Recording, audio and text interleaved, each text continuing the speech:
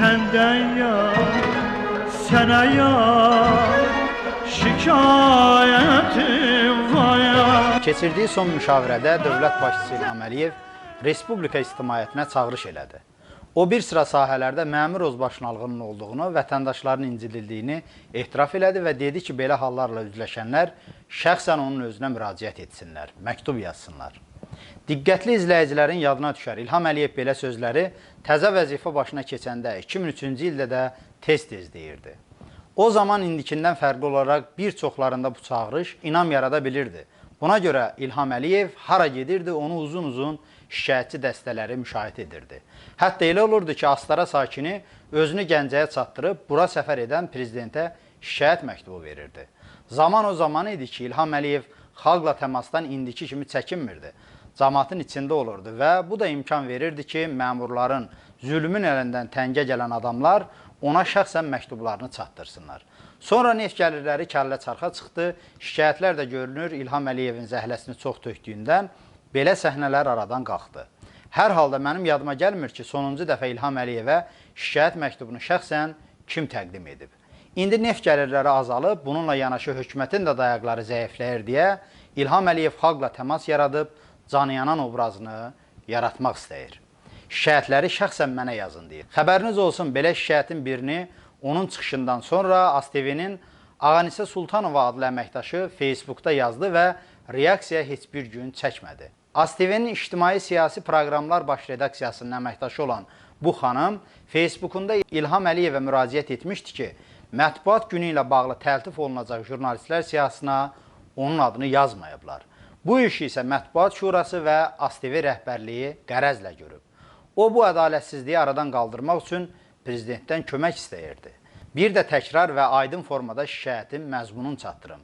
ASTV-nin həmin o əməkdaşı şikayətlənirdi ki, o İlham Əliyevdən mükafat almaq istəyir, amma televiziyanın rəhbərliyi buna mane olur. Xanımın şikayətinin mürəkkəbi qurumamış, o ikinci bir statusunu Facebookda bölüşdü.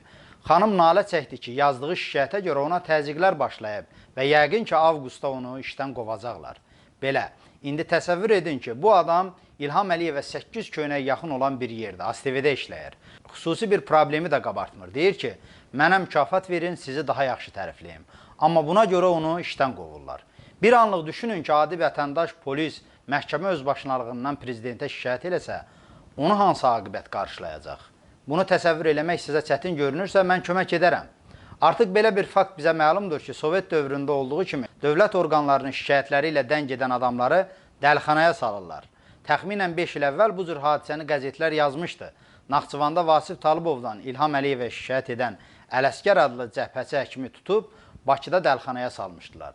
O zaman beynəlxalq aləm mətbuat səs-küy salmasaydı, Ələsgər həkim orada ömrünün sonuna qədər qalacaqdı. Ələsgər həkim təəssüf ki, tək deyil. Yeri gəlmişkən o artıq vəfat edib, Allah rəhmət eləsin. Bəli, o tək deyil. Bugün Azərbaycan həbsxanalarında şərlənərək saxlanılan insanların günahı bəyəm İlham Əliyevin nəzərinə ölkədəki problemləri çatdırmaq deyildimi?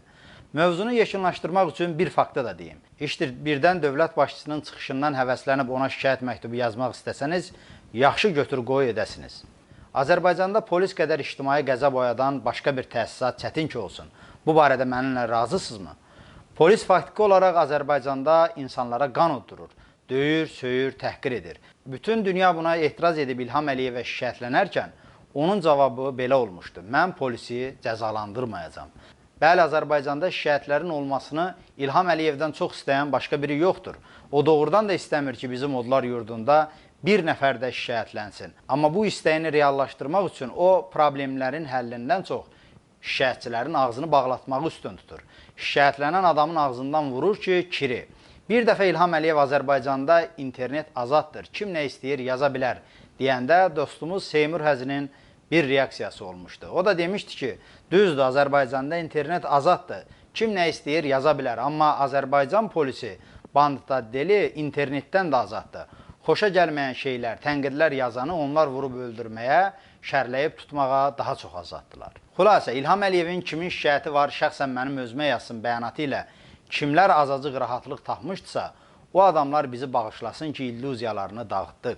Amma bunda bizim günahımız yoxdur. Axı, lap qədimdən deyiblər, acı həqiqət şirin yalandan yaxşıdır. Acı həqiqət isə odur ki, Azərbaycanda əksər ciddi şikayətlərin mərkəzində prezidentin şəxsən özü durur. Onu isə şikayətlənməklə nə rəhmə gətirmək mümkündür, nə də yerindən tərpətmək. Bəs nə etməli? Özünüz nə etmək lazım olduğunu yaxşı bilirsiniz. Mənim tövsiyəm isə sadədir. Nə yalana inanın, nə də yalanı malalayın. Qalanı isə asan məsələdir.